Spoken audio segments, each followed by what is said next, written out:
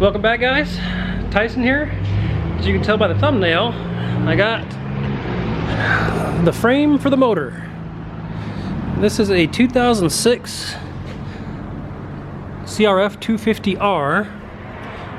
As you can see, it's got some motor issues.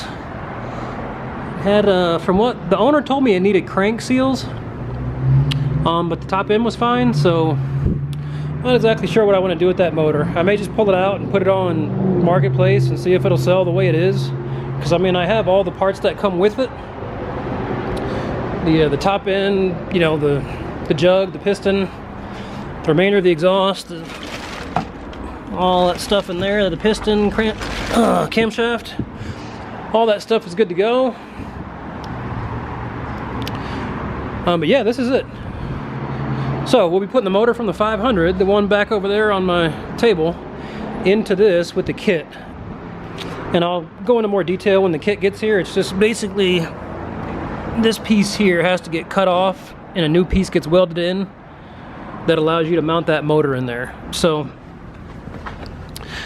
this is it, man. Just wanted to give you guys a once over on the bike here, and it's gonna get some new stuff.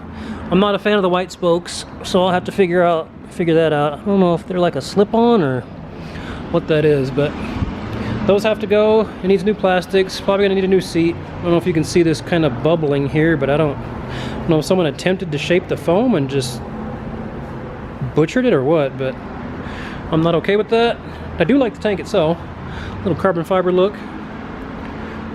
So new plastics, you know, new levers, just a little cleanup here and there. I'm not a fan of the blue hoses, so I'll get some black hoses for it and just clean it up, kind of put my little touch on it. But it's all, you know, the main components that I need are there.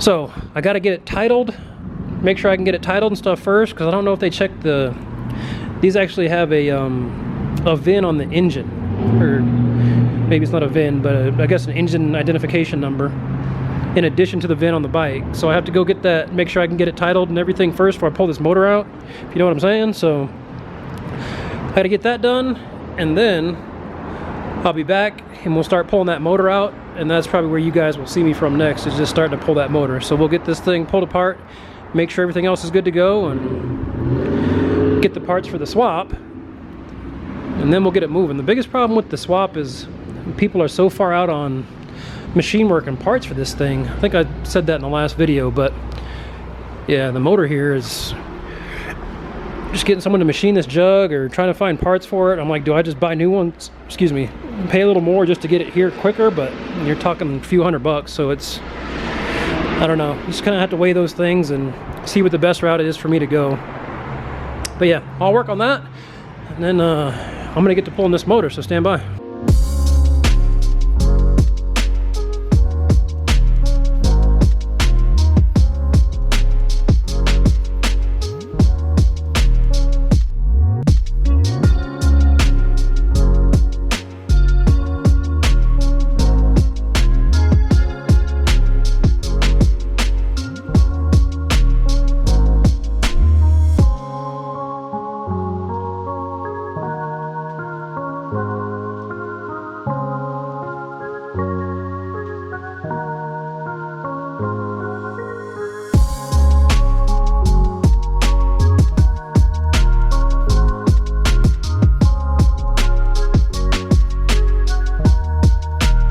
Alright guys, so I got the motor out.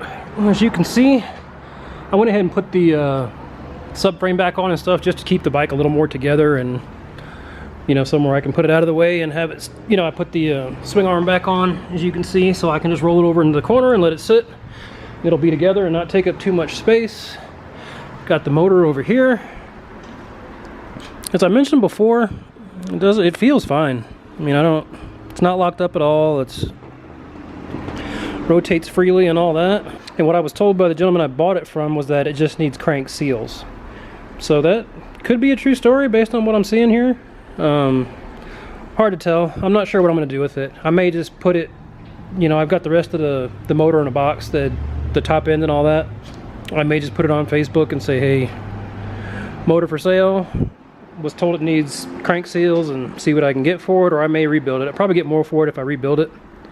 myself, actually do the crank seals, check out the inside, see what's going on in there, and you know, make sure the top end is good, which it looks good. I've looked at it, and see what I can get for it that way.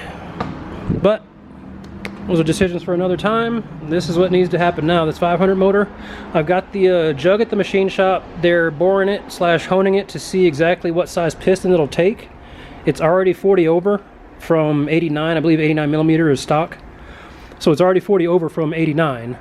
And I know they make pistons up to 91, so, but with that scoring, you know, from this mark here, the cylinder is a little bit scratched up, so they're going to take it out and see kind of how far they can take it out, the least they can take it out, and have it still be workable, and then see if we can find a piston size that works with that. So that's what's happening with that.